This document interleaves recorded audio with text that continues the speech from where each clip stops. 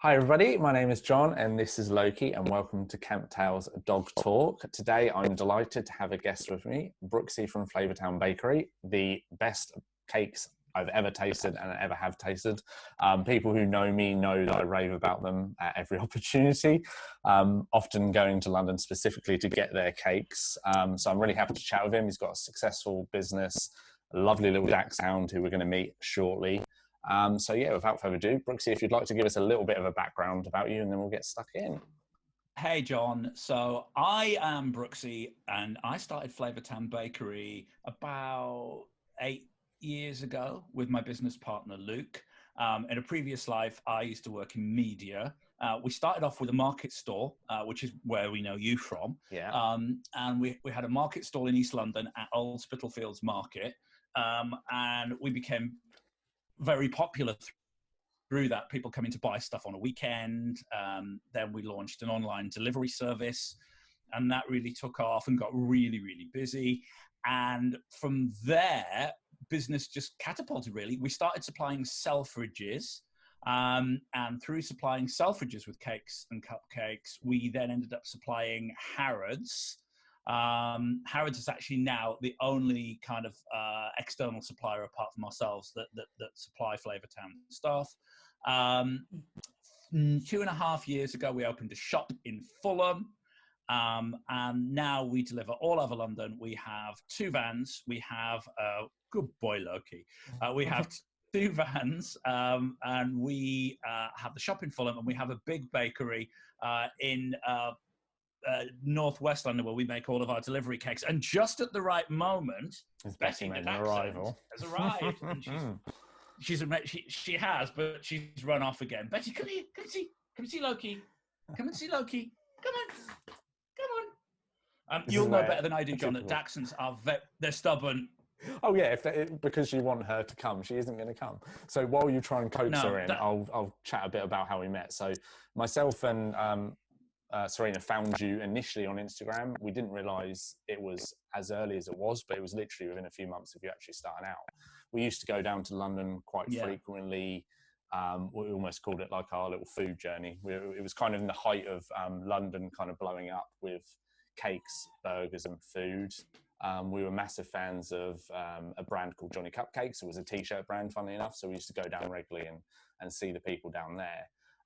But we always were on the lookout for sort of interesting food. Instagram was only just really starting out then with these food bloggers who were posting all these really cool, creative pictures. And we stumbled across yours, made our way over to Old Spitalfields and almost didn't look back. So for as far as me and Serena goes, we like our food, we like our cakes. We've tried cakes from all over the world, particularly in America. And literally without overselling it, we tried Flavourtown, and generally the best cakes we had ever tried. We were blown away, not just by the flavour, the quality of the cakes, also the ingenious creations that you came up with that were just different to anything else. And obviously it's almost by the by now, lots of people do something similar. But I do believe, because we were so in the thick of it, we know that there wasn't really these creative flavors out there at that point, and you almost were setting the standard for people. So you came up with these wonderful flavors that are pretty standard now, like salted caramel and popcorn thrown in, and we had a banoffee one. The Christmas ones were absolutely incredible. Looking back when you were starting out, what do you think was your most popular flavor? Ooh, that is really difficult. That's probably two questions. What's your favorite flavor? It's boring. Yeah. Oh, so that's easy. My favorite flavor out of everything we do, there's actually two things now. There's pumpkin spice cupcakes with cream cheese icing, which I absolutely love. And we do a thing called a Mars bar brownie, which is a layer of brownie, a layer of caramel, a layer of nougat, and a layer of chocolate. And I absolutely love the Mars bar brownie as well. Mm. Oh, that is amazing. Yeah, because back in the day, you just literally started out with cupcakes. Yeah, just cupcakes. The most popular flavor back then at the market was probably a badass brownie, which is like a chocolate brownie sponge with a scoop of cheesecake on the side. That was probably the most popular flavor back then. Now, if you look at our online deliveries, it's probably kind of, we have like a classics favorite box, and a lot of people order that. But in the shop, it's red velvet. Still, red velvet. Red velvet was probably what I thought you were going to say, because that was my go-to. That was my first cakes that I had when I had Sprinkles cupcakes in America. There used to be a really nice cupcake company called Crumble, I think, in New York. They were really good, and almost red velvet was my benchmark for comparison across every cake stall, every bakery that we tried. Yeah. And then yours just elevated it, and we're like, yeah, this is good, because it just it's really hard to describe the feeling, but it's almost like a nostalgic feeling now, that whenever I get to have one, which is less frequent due to business, it's just lovely to sort of taste that, and just brings you back. And it comes down to, I think you say it quite well on your website and on all your blogs. Hi, Betty. No, it's down to you making sort of small batches, but also absolutely, you use the best ingredients. Categorically, you don't skimp on ingredients. You use the best. Sick.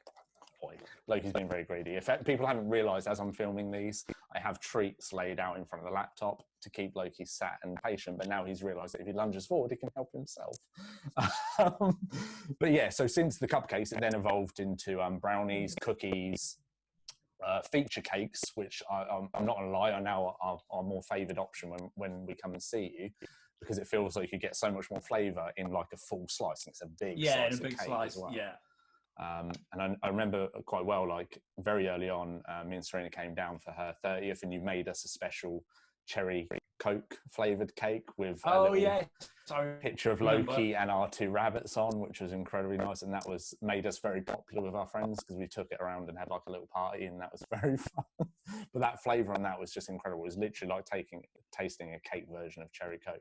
And every time I speak to you, I ask you to bring it back, but you haven't yet. I know. Do you know the weird thing about that is?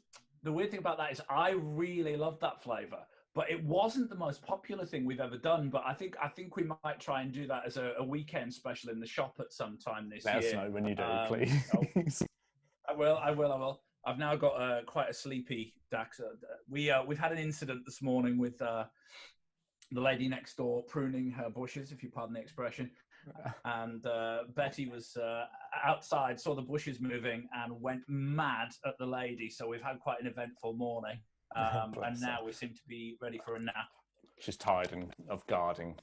Bless her. She's finished with guarding. We have a lot of squirrels in our garden as well, so that's a major problem. Last year we have a palm tree in the garden. And squirrels can get up the bottom part of the palm tree. They can't get, the palm tree where the leaves are quite sticky. The squirrels fall off, and one fell off last year, and she got the squirrel in her mouth. But it nipped her. Okay. And she let go, and so it was all fine. There was no squirrels were harmed. But she now chases them. But if she got to the point where she would catch one, she would stop now, because I don't think she wants to get nipped again. She's probably learned, which is a great learning thing for any dog, that they learn through doing. And if they've got that negative experience to associate with that, then hopefully she'll know that might happen again and keeps her away. But she's still going to have the drive to chase, because that's in her. Her nature. No, absolutely. That's a number one thing. Betty, look at Loki. He's trying to steal the treats. Yes, he's pretending that he's looking directly at the camera, but everybody knows he's looking at the treat. Because everyone thinks you're the best behaved dog ever, but they don't see what you're like off camera. Well, it's really funny, because when I see your videos and things, I always say to Betty, why can't you be better behaved like Loki? Why can't you be better behaved like Loki? So it's good to know that he's not perfect. Yeah, he's very much got his social profile. And then behind the camera, he's not as well behaved. You're a little bit munchkin, aren't you? As will all my staff will tell you, that he's a little bit of a naughty boy at times when he barks for attention, and he kind of craves me around at all times, which isn't as ideal. She's like this, and it's not ideal. If you're sat on the sofa or you're not paying attention, she will just sit and she'll squeak. We call it squeaking, because she'll be like until you pay attention. Yeah, they're very manipulative, bless them. But we wouldn't have them any other way. So she's coming up to 3 now.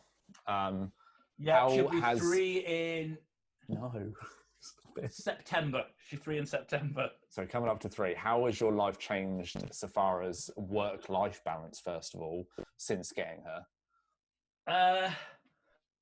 The most difficult thing has been that being a Dachshund, and probably us being quite naive when we got her, at home we always had Spaniels. So Spaniels are very, very good at being left. They're very adaptable. They're good on their own. She never has been. And from the day she's arrived, she can't be left. She gets really, really upset and nervous and needy. But I believe this is like a big thing with a lot of Dachshunds that are just not good at being left alone. So luckily in our cake shop, we have an area, an office that is nowhere near the food prep. So Betty we allow has an dogs office. in our shop. Yeah. So Betty has an office. And we obviously allow dogs in our shop anyway. So Betty has an office, or we take turns. One of us might be working from home because we have a home office. And one of us might be in one of our bakeries doing meetings or training. So she's never left. And we're quite lucky that if we have real busy times, then her grandparents will come down for a few days and they'll babysit her in the flat whilst we get on and do a lot of work. So it's changed that we can't just go out to the cinema when we want, or we can't just go out and see a show, or you have to, if you're going out for food, you have to work out where you can take a dog that has an outside area where they don't mind dogs. So all of that changes, but I think that you miss it initially, but then you get used to the fact that you can't do it, and the benefits of having a dog and having a fur baby outweigh the fact that you can't just go to see Star Wars when you want without booking a dog sitter. It's funny. It's one of the things that we sort of speak to a lot of people about, because we see a hell of a lot of dog owners based on what we do. And generally you see them at different stages in life, sometimes before they've got their dog or puppy. So that's great because we give them loads of advice to help mitigate the potential problems like you're facing, mostly about separation anxiety that stems from. But most of it is conditioning the dog to be independent, and also knowing that it's going to be tough. Raising a puppy is incredibly hard work, and a lot of people don't realize until you're stuck in the middle of it. But it's worth the effort. Oh my God, I have to say that when she arrived, she was never even left in the room on her own. We were so paranoid. If there was only one of us in, we would wait until somebody else came back in to even go to the loo, or carry her to the loo with us, because she was just so tiny. So I mean, literally, when she arrived, she was no bigger than a large-sized guinea pig. Yeah, he's actually like the size of two fists, basically, isn't it? Yeah, and we were so worried. She wasn't left. The only thing that she was good at from day one, actually, was going in her crate on a nighttime, and she still sleeps beside the bed in her crate. When we say it's bedtime, she'll just run into the bedroom and get in her crate, and we just close the door, where she stays until she squeaks to come out to go to the toilet the next morning. Yeah. That's good. So that's it. So it's not all bad. And the thing that we're trying to get through to people is that you'll have moments where you genuinely will regret getting a puppy, but you've got to ride through that, because at the end of it, what you get back in return far outweighs all of the hardships. And you said it quite well, that you adapt, you do things differently, but you generally don't care that they've become like a little bit of a life changer, because you start to do things differently. You do revolve your day around them. Sit down. You make podcasts and videos with them featuring, you start a business revolve around them in my case. But they give us so much back. So it's always nice to sort of, here in the background, bless her. Yeah, she's so in the office at home, I've got kind of I'll better show you what she's after. Beside the desk, beside the desk, there is a waving cat. And she can see the cat waving at her, so that's what she's crying for. She wants to play with the cat. Bless her. Which is not, at least she knows how to communicate with you, because you understand her fully, which is great. It's really, really funny. When we first got her, we were saying, does she know that we love her? How do we know what she wants? And yesterday, the water in her bowl hadn't been... Betty, shh, good girl. The water in her bowl hadn't been changed since the morning, and it was running low. So she just went over to a bowl, sat by her bowl, and just started squeaking at the bowl to tell us she wanted fresh water. So I think if anybody's watching this that hasn't got a puppy and is worried about how they'll know what they want, they're very good at finding ways, aren't they, John, of telling you what they want. They adapt, they learn, they read us, and then they play us like a fiddle. They know how to get what they want, basically, because they've evolved to see us as their leaders without going down the psychology route of it. But we communicate with them really well. They understand how to communicate with us, which is why they're so endearing. And that's why, to most people, they're more than just pets. They're more than just an animal in the household. They are companions, best friends, and little amazing balls of fur. Anybody? I think you know, somebody said to me we were in a meeting a few weeks ago, and it was a meeting that we'd had in the shop, and Betty was in it. And one of the ladies in the meeting, who's lovely, has a little boy, and she said, she's a dog, you know, she's not a baby. And I said, we don't have kids, so she is a baby. That's what I mean. And there's nothing wrong with that. The nice thing is it's becoming more accepted, and people will quaff at the idea of a dog in particular being considered as a child, but it's a surrogate child to a lot of people for sort of the LGBTQ plus community, for people who can't have children, people who have had children, people who don't want to have kids, people who don't want to have kids. And there's nothing wrong with finding a place to put that love and attention and care that you want to give to someone in something as loyal and as wonderful as a dog. And any dog owner, you won't have them question it. It's the people who don't necessarily have dogs who don't understand the bond, and it's hard to describe your bond, and every person's bond is very different with their own individual dog, and that's why they're so fascinating. And it's the scary thing is, and a lot of people go through the same almost there's a lot of guilt behind it when you feel that strongly with a dog. And I've witnessed people who have lost a family member and lost a dog, and it's not horrible to say they were more upset about losing the dog because they've got a closer connection with the dog. You're with the dog all the time. The dog gets you. The dog is unconditionally happy to see you at every opportunity.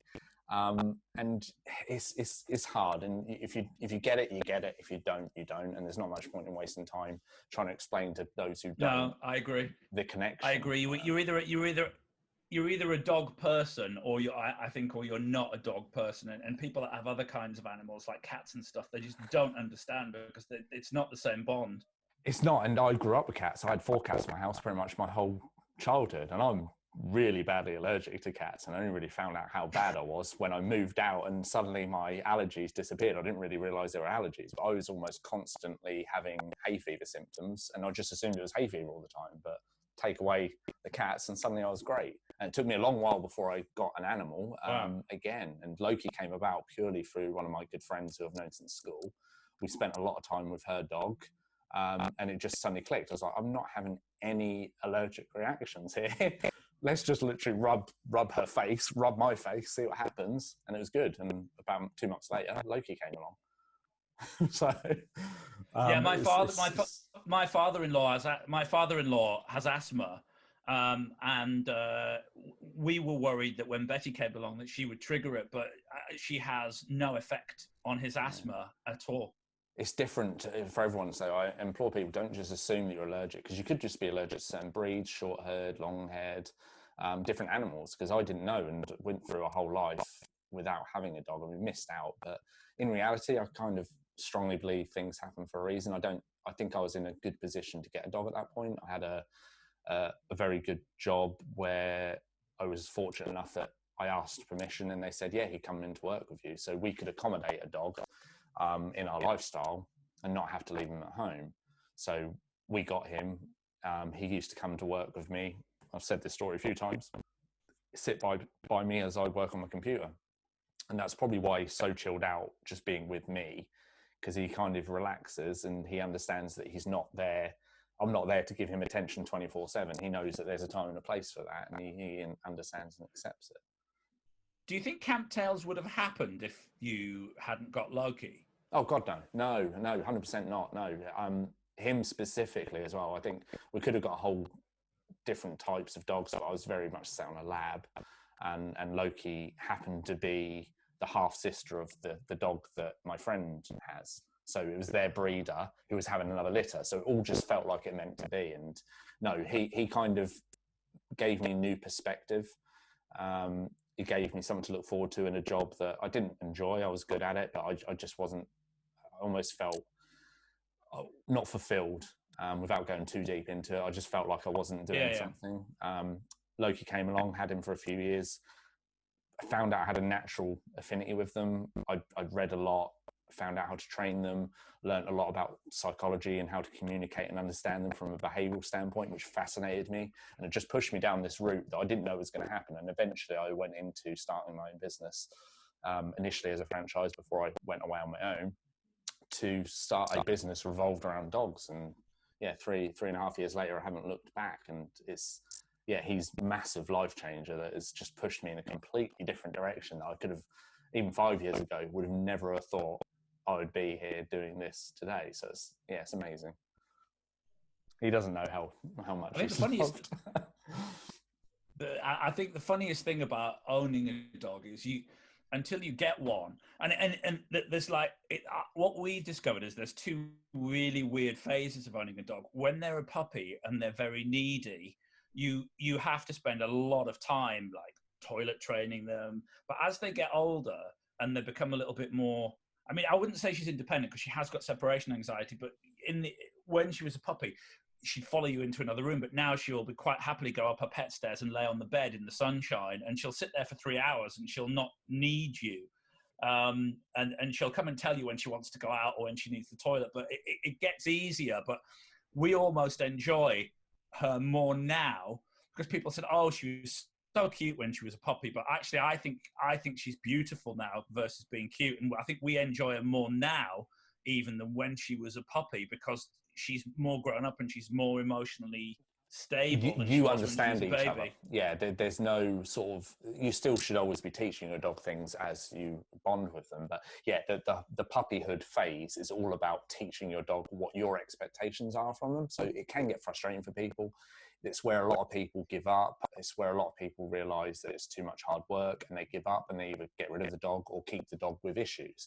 But the more you persevere, you get to this point, your exact comment there, that you have a better relationship because you've put all that hard work and strife in and you've both earned each other's respect. You understand what she needs, she understands what you need, and it's that amazing moment of clarity that I describe as people, you come over the brow of the hill where you're frustrated and you're pulling your hair out and you're considering getting rid of the dog, and then you suddenly come over the brow of the hill and something clicks and they are one of the most important things in your life suddenly, and you can't imagine what you were doing before you had a dog in your life. And then you start to enjoy all these things, like going out for walks and learning and training with them. And you see that they give you so much more back than you could have ever imagined.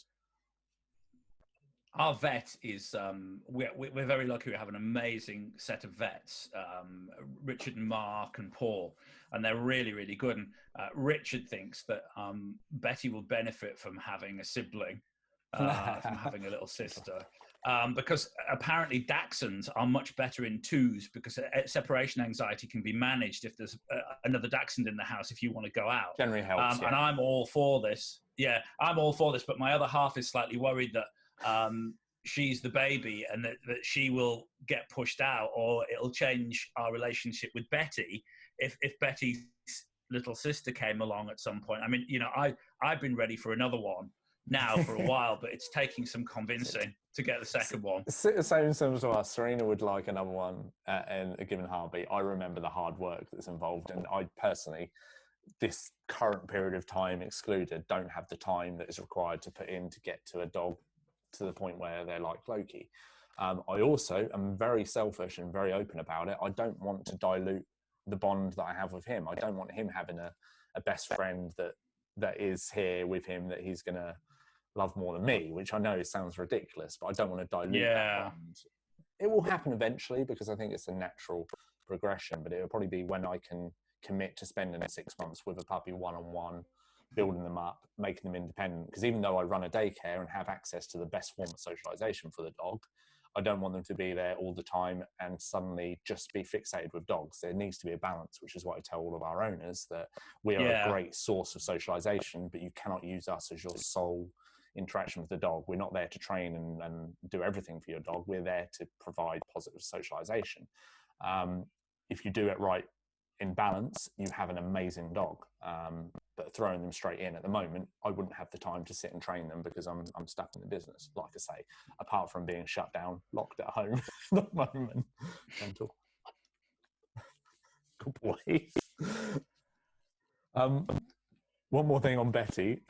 We kind of half touched on it because it's almost it's laying in the background. One thing I've asked every guest so far is, what do you think your dog has done for your mental well-being?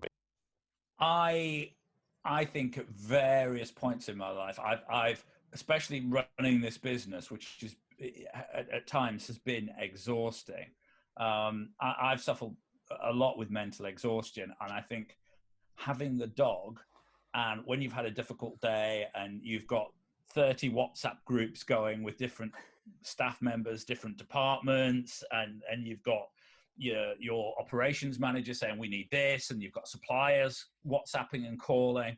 At the end of the day, just to be able to sit and play with the dog on the floor or to be sat on the sofa, and you know, like there are hilarious moments when you forget you've got a business. So Easter Sunday yesterday, and we had lamb for dinner. And as soon as Betty smelt the lamb come out of the oven, she was sat crying for the lamb. And it's little things like that. Oh, Loki. You know, this is the one good thing about Dachshunds, that they don't dribble. He doesn't normally, but there's a trait facing. and he just can't cope with it. Oh, Loki. But it's that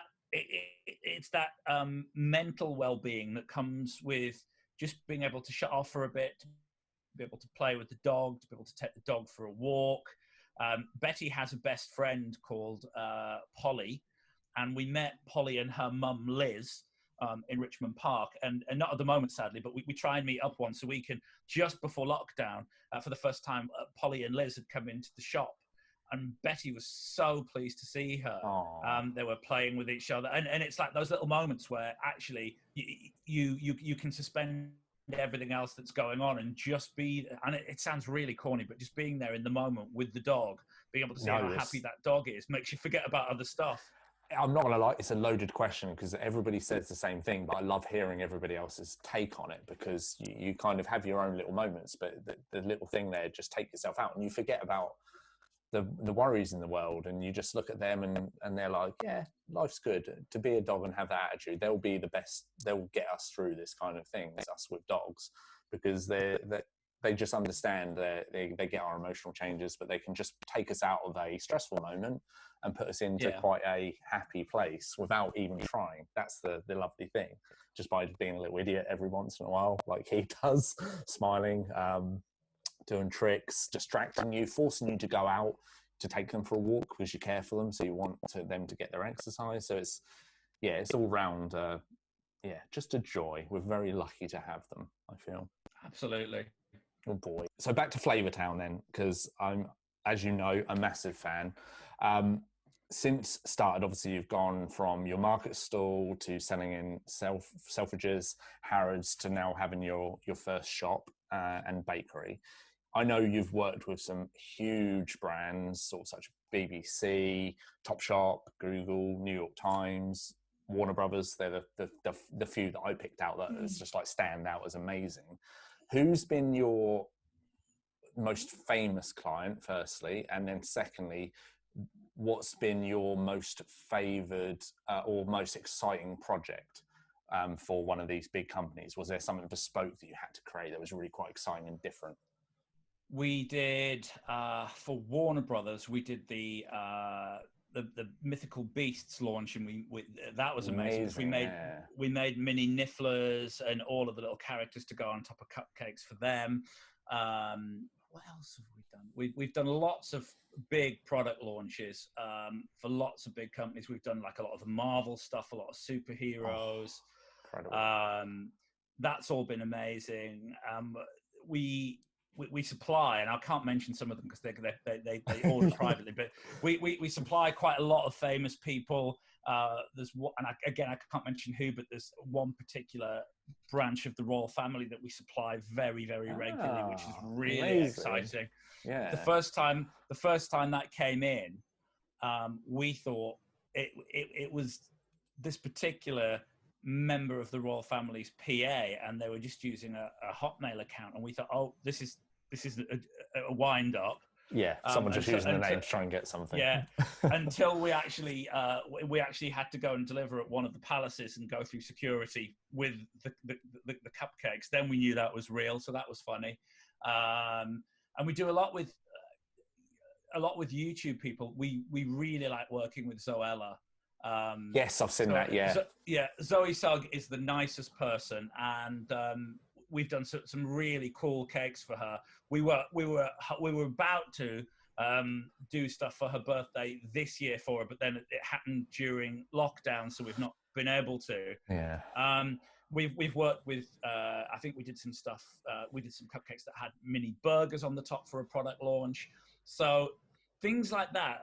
A lot of companies, as they get bigger and bigger, they stop doing them because it's a lot of work and it's very intricate and it involves a lot of time. And we haven't, because it's the little things like that we offer that make us a little bit unique, and that we can create bespoke stuff. And it's it is expensive because to make stuff takes a long time. Everything's made by hand. All of the little decorations are made piece by piece, and there's a lot of work in it, but we still do it. And when we do it, and you stand back and you look at all of these things finished on a table and you take the photographs, it's like, wow. And it's amazing what you can create, not just from flour and sugar and butter, and actually not even some of those things now, because we do a lot of vegan cakes, but then the decorations that go on top, and you look at what you can create, and it's an edible art form, I guess. It's art. It definitely is art. It is. You see it. Yeah, it is.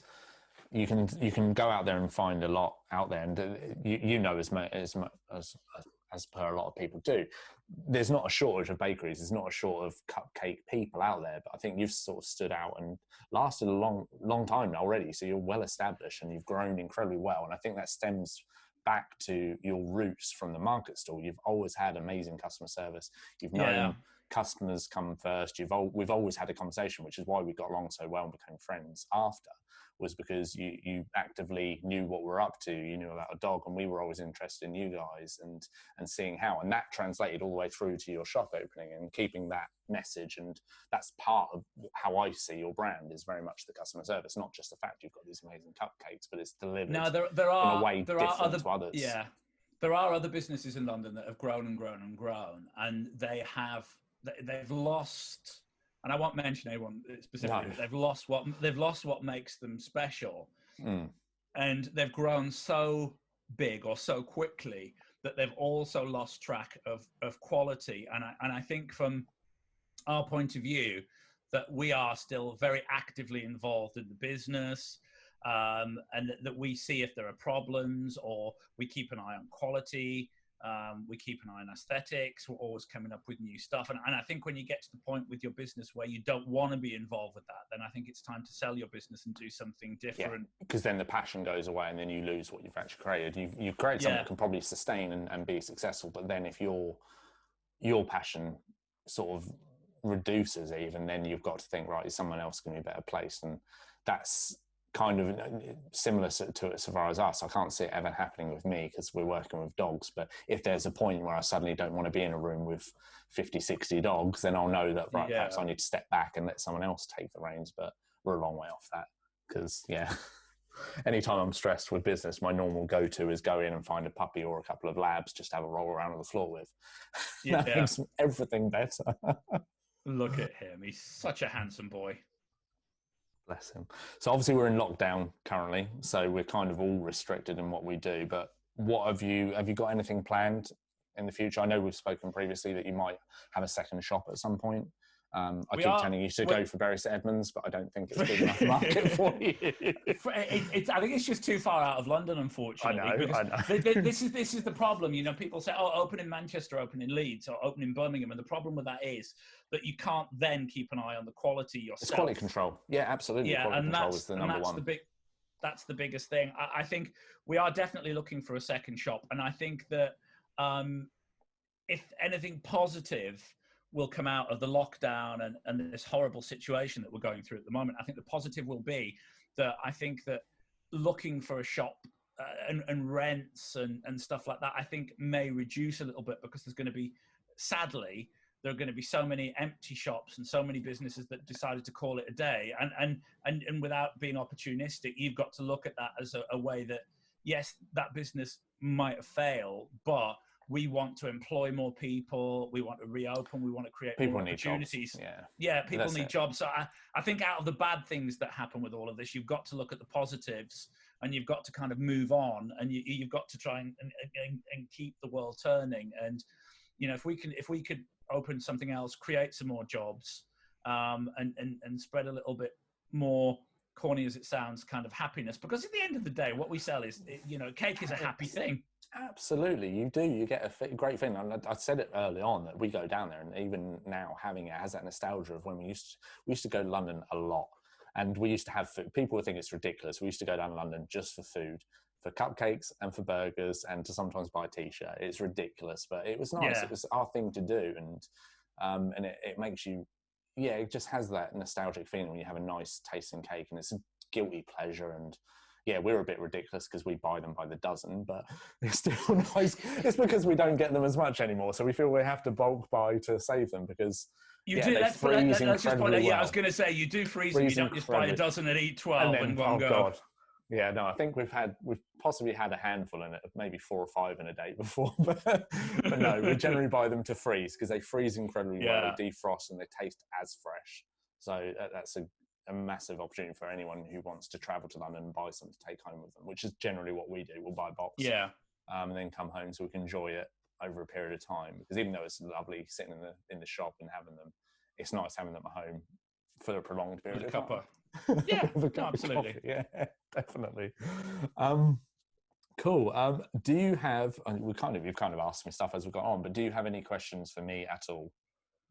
No, I think the only one is, I mean, obviously, you're doing everything you can to get past the current crisis. Do you plan to open any more? Yeah, of course. I've got aspirations to grow and be bigger. We're still sort of in our first premises, growing. This year we were looking to expand into new services, which is probably going to be put on hold now for the short term. But once we do that will probably open up the doors to then perhaps look at a second location or try and grow that way, because aspirationally, I'd love to share what we do. But there's a strong case to be made, similar to you, that what I've done and created, not bragging or sort of putting myself up on a pedestal, I think it's worked because it's me, and you need someone that passionate on the front to not only sell what you're doing and show people that this is what we're doing in a very kind manner, because we are looking after people's family members, but you also have to have the business drive in the background to ensure it's a viable business too. So there's a fine line where some people would probably get to the point where they'd take any dog for the sake of the business surviving, and we won't ever get to that point. No. And I've built it with that not being, that's almost like one of my mission statements is no dog is as important as the pack. So if we don't think the dog is right, however, even if they want us to come every day of the week and pay us a fortune, if the dog isn't right, they're not right. And we've had some difficult conversations with people if the dog has developed issues where we've decided to remove them from our situation, our daycare, for almost before an accident happens, because I'd rather be cautious, err on the side of caution, and remove that so we don't have an incident, an accident, or something worse. So we have this almost perfect environment for the dogs to be in, but that is, for some people, counterproductive for a business model where, money, money, money, take it in. And I strongly believe that it can't work in the nature of what we do, because it's so personal, and trust plays such an important role. And that's why I strongly believe that's why we've done really well so far, and why we have a lot of people who trust us with their dogs. Absolutely.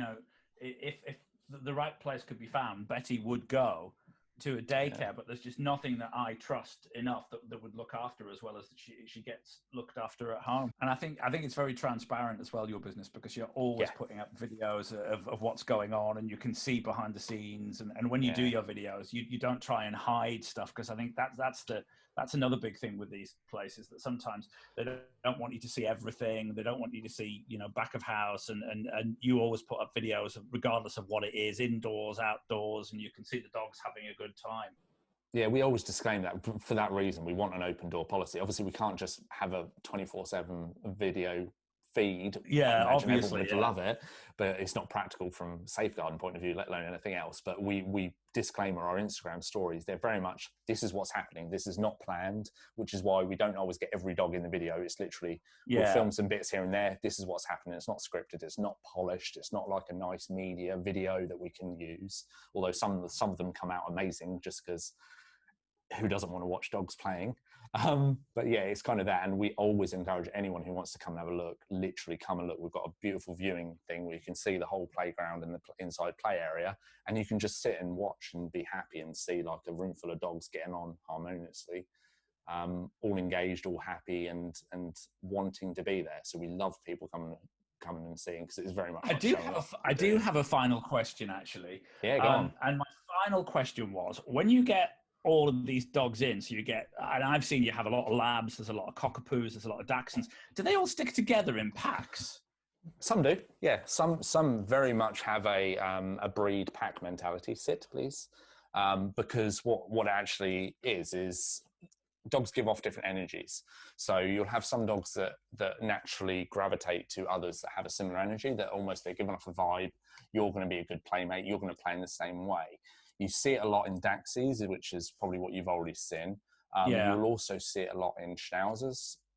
They're probably another really popular choice, that more often than not, that if someone's got one Schnauzer, they'll end up with another Schnauzer.